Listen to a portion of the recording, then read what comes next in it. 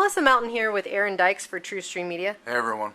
Hey, today up at Activist Post, there's a story called Insane 9/11 Homework Assignment Highlights Trauma-Based Education.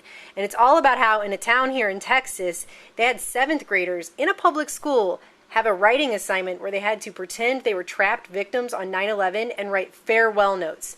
It's really, really screwed up. But then my kid comes home from school here in Austin, Texas, and tells me they actually had a similar assignment, didn't you?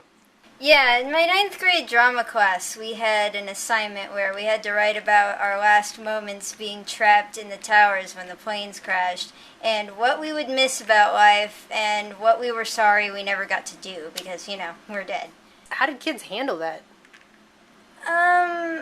They didn't seem like I seemed like the only one who minded. No one else seemed to really care all that much.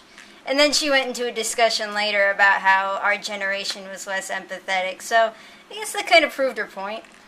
That's just so screwed up, though. So you had to pretend like you were dying in a terrorist attack that most of you weren't even alive when it happened? Yeah, pretty much. I mean, Aaron, what the hell? Well, just off the bat, it's pretty clear that the original person who had written a story about this trauma, they had used the right word.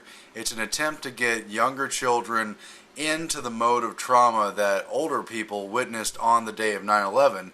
Now, as you mentioned, many of these students either weren't alive at the time of 9/11 or they were very young and probably didn't directly follow any of the news accounts.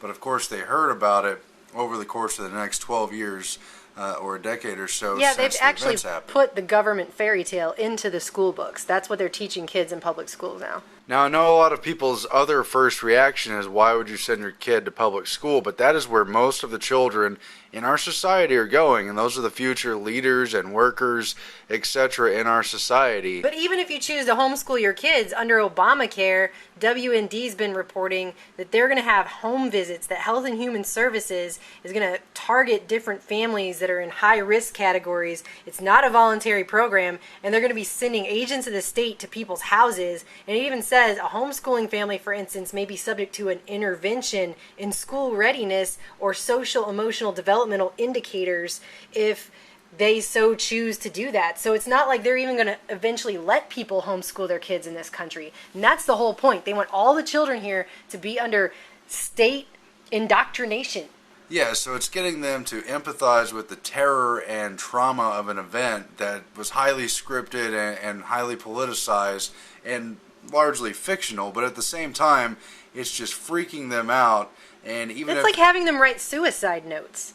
It's insane, and getting them to think about dying and being in a mode of death, which will eventually get them to go along with the political beliefs. Now, many of them apparently didn't react very much, but subconsciously they still take in the terror and the horror of, what if I was dying in the Twin Towers? It makes people complicit with a government that's using that to terrorize and rule over the population. Something they use as a ceremony every year, like the ceremony of taking away all of our freedoms and rights. This is really disgusting. I mean, this is what's going on in our public school system when they're telling children you can't even pretend to make a gun with your finger on the playground, and it's like 5-year-olds who want to play cops and robbers, they're not even allowed to do that. They get suspended, they get sent home, they get in trouble, they get ostracized in front of their classroom.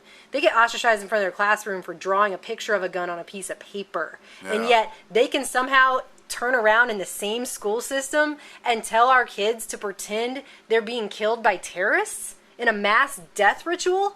Yeah, I know Charlotte Ezebee's been warning about the suicide training, or the death training as she refers to it, since the 60s, and honestly, this is the first time I can recall encountering it. They didn't do this kind of stuff when I was in school. They didn't do this kind of stuff when I was in school either, but you're damn well sure I'm going to call that school tomorrow. We're going to follow up on this, True Stream Media.